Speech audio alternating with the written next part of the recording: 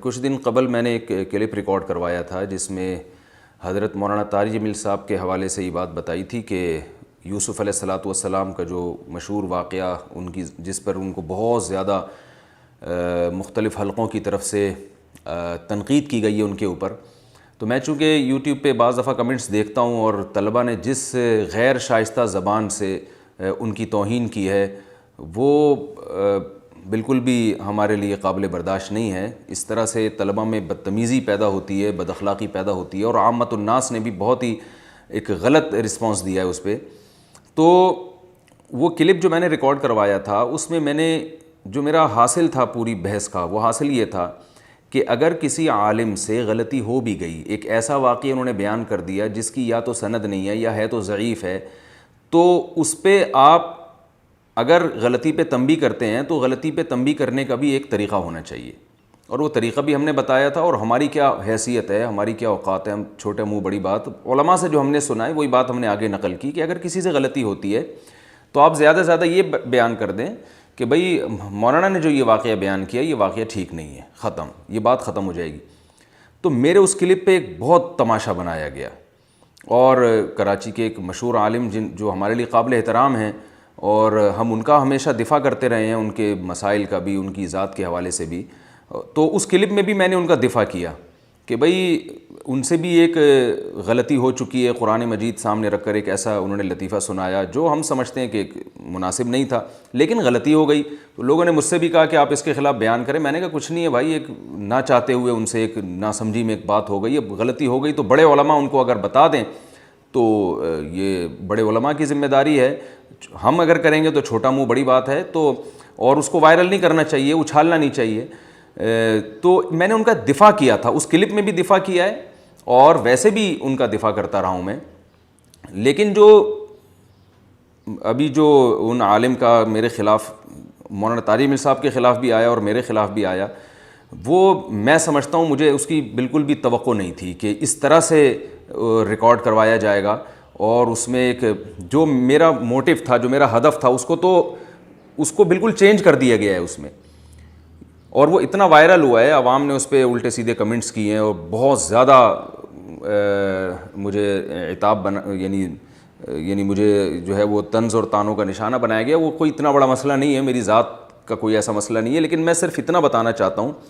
کہ جو اس کلپ کے آنے کے بعد جو میری طرف سے لوگوں کو بدگمانی ہو رہی ہے, میں صرف اس بدگمانی کو کلیئر کرنا چاہتا ہوں کہ میں نے حضرت مولانا طارق جمیل صاحب کی حمایت ہرگز نہیں کی ہے یوسف علیہ السلام کے واقعے کے بارے میں. اگر میں نے حمایت کرنی ہوتی تو میں سندوں کی بحث میں جاتا, کھینچ تان کے اس کو صحیح قرار دینے کی کوشش کرتا. میں نے صرف یہ کہا ہے کہ اگر ان سے غلطی ہوئی ہے تو اس غلطی کی اصلاح کا یہ طریقہ ہونا چاہیے. کیونکہ اگر اس پہ بات سوشل میڈیا پہ تو میں ہوں, ظاہر ہے بڑے علماء نے بھی اس پہ احتجاج کیا ہے, لیکن ان کا احتجاج دنیا کے سامنے آیا نہیں ہے. تو جو کراچی کے مشہور عالم کی طرف سے میرے خلاف کلپ آیا اس میں انہوں نے یہ کہا کہ ایک شخص ہے جس نے احتجاج کیا ہے. ایسا نہیں ہے, اور بھی علماء ہیں اور ان کے کلپ بھی آ چکے ہیں, میں ان کا نام نہیں لوں گا ابھی, ایسا نہ ہو کہ پھر ان کے خلاف کوئی کلپ جو ہے وہ بن کے دوبارہ سامنے آ جائے. تو اور بھی علماء نے اس طرز عمل کو پسند نہیں کیا. تو میں تو چونکہ سوشل میڈیا پہ ہوں, بہت زیادہ سنا جاتا ہوں, اس لیے میں نے ریکارڈ کروایا کہ بات پھیل جائے گی زیادہ اس سے. تو صرف اتنا میرا ہدف, میری بات تھی کہ اگر حضرت سے غلطی ہوئی ہے تو اس غلطی کو ہائی لائٹ کرنے کا یہ طریقہ ہونا چاہیے, بس. اس سے زیادہ میں نے ان کا دفاع نہیں کیا. یہ نہیں کہا کہ مولانا طارق جمیل صاحب نے صحیح کیا اور یہ واقعہ صحیح بیان کیا, ان کو دوبارہ بیان کرنا چاہیے. لیکن لوگ جو مجھ پہ طنز کر رہے ہیں اور کمنٹس میں دیکھ رہا ہوں ہزاروں کی تعداد میں, وہ یہ کہہ رہے ہیں کہ یہ اپنے اکابر ہونے کی وجہ سے, بزرگ ہونے کی وجہ سے, اپنے ہم مسلک ہونے کی وجہ سے مولانا کا بیجا دفاع کر رہا ہے. تو میں دفاع کر ہی نہیں رہا. تو میں نے ان کا دفاع نہیں کیا. میں نے تو اس کلپ میں صاف لفظوں میں یہ بات کہی ہے کہ حضرت مولانا طارق جمیل صاحب رسول اللہ صلی اللہ علیہ وسلم کا نسب آدم علیہ السلام تک بیان کرتے ہیں. تو مجھ سے لوگ پوچھتے ہیں تو ہم اس کی تردید کرتے ہیں, ہم کہتے ہیں ایسا نہیں ہے, آدم علیہ السلام تک نسب تو ہے مگر وہ محفوظ نہیں ہے, یعنی اس کا پتہ نہیں ہے کسی کو کہ سارے نام نہیں بیان کیے جا سکتے. کیونکہ صحیح بخاری کی حدیث کے مطابق آپ صلی اللہ علیہ وسلم حضرت عدنان تک اپنا نسب بیان کرتے تھے, عدنان تک, اس کے بعد آگے نہیں بیان کرتے تھے. تو یہ غلطی تھی حضرت مولانا طارق جمیل صاحب کی. تو میں نے بتایا کہ جیسے ہم سے کسی نے پوچھا تو ہم نے بتا دیا بھائی ایسا نہیں ہے, مولانا نے غلطی کی ہے. تو ایسے یہاں بھی آپ کہہ سکتے ہیں کہ مولانا سے غلطی ہوئی ہے. اور خاص طور پہ جب کہ وہ منہ کالا کرنے والی جو بات انہوں نے کی تھی اس پہ رجوع کا کلپ بھی ریکارڈ کروا چکے ہیں. تو پہلا مسئلہ تو میں اپنی پوزیشن واضح کرنا چاہتا ہوں کہ میں نے مولانا طارق جمیل صاحب کی حمایت نہیں کی ہے. میں نے صرف مخالفت کا ایک طریقہ بیان کیا ہے کہ مخالفت جب علماء کی کوئی شخص آپ سے پوچھے کہ ان کی یہ رائے ہے تو آپ کی کیا رائے ہے, تو آپ یہ بتا دیں کہ میری یہ رائے ہے, میں اس رائے میں ان سے متفق نہیں ہوں, جو علماء کا ہمیشہ سے طریقہ رہا ہے. اس سے زیادہ اس کی ویلیو ہے نہیں اس مسئلے کی. دوسرا مسئلہ یہ کہ لوگ یہ بھی فورس کر رہے ہیں کہ جب مولانا طارق جمیل صاحب سے یہ غلطی ہوئی ہے تو وہ رجوع کا اعلان کیوں نہیں کر رہے.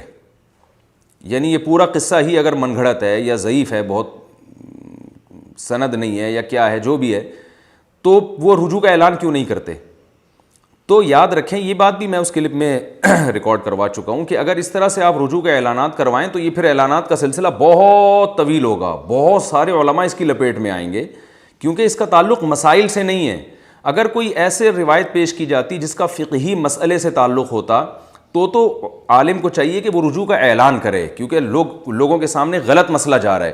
لیکن اگر ایسا نہیں ہے تو تاریخی روایتوں میں اس قسم کی غلطی پہ رجوع کے اعلانات نہیں کیے جاتے.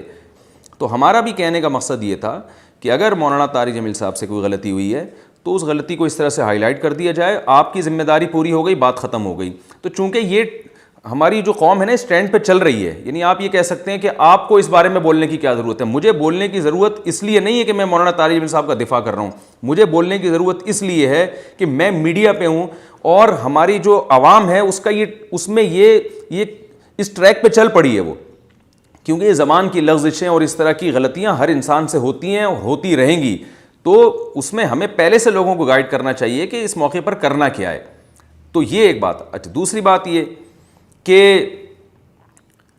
تفسیر کبیر اور امام رازی, یہ مجھے اللہ کی قسم پہلے سے معلوم تھا یہ ایک ہی تفسیر ہے, تو میری زبان سے نکل گیا کہ تفسیر کبیر میں بھی امام رازی نے بھی لکھا ہے. تو ایسی زبان کی لغزش پہ بھی اتنا بڑا الزام لگا دینا کہ اس نے حدیث کی کتاب کی کبھی شکل بھی نہیں دیکھی ہوگی, یہ قدوری بھی نہیں پڑھا سکتا یا صرف قدوری پڑھا سکتا ہے, واللہ عالم. تو مجھے تو پتہ ہے کہ میں کیا کر سکتا ہوں, ہو سکتا ہے مجھ میں قدوری پڑھانے کی بھی صلاحیت نہ ہو, لیکن کسی عالم کو کسی دوسرے کے بارے میں, چاہے وہ اس سے عمر میں, علم میں, مرتبے میں کئی گنا چھوٹا بھی کیوں نہ ہو, تو کم از کم اتنی تو بات کی رعایت کرنی چاہیے کہ جس کے ساتھ آپ زندگی میں کبھی ملے بھی نہیں ہیں, اور اگر ملاقات بھی ہوئی ہے تو ایسے ہی چلتے پھرتے سلام دعا ہوئی ہو ہلکی پھلکی, اس کے بارے میں آپ یہ کیسے تبصرہ کر سکتے ہیں کہ وہ قدوری بھی نہیں پڑھا سکتا, یا حدیث کی کتاب کی اس نے کبھی شکل بھی نہیں دیکھی ہے, یا اس میں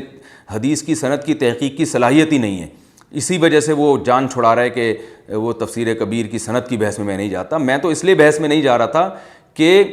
یہ مان کر, یہ فرض کر کے کہ اس میں جانے کی ضرورت نہیں ہے, زیادہ سے زیادہ ضعیف روایت ہوگی, موضوع روایت ہوگی نا, اور کیا ہوگا.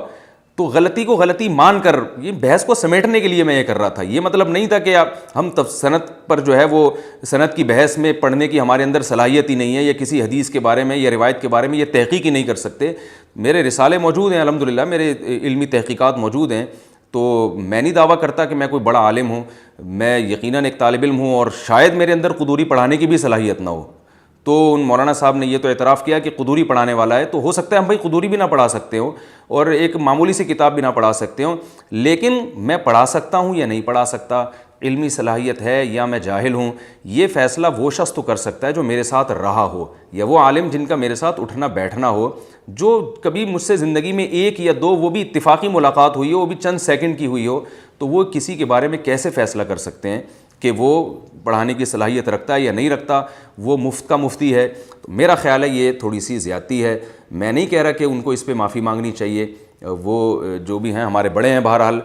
قطعاً اس کا میں قائل نہیں ہوں, لیکن میں صرف اپنی پوزیشن واضح کرنا چاہتا ہوں کہ میرے جو کلپ تھا اس پہ یہ کچھ بنتا نہیں تھا, اس کے ریئیکشن میں, اس کے احتجاج میں یا اس کی مخالفت میں, جو میں سمجھتا ہوں کہ شاید تھوڑا سا غلط ہو گیا ہے. اللہ تعالی ہم سب کو عمل کی توفیق عطا فرمائے.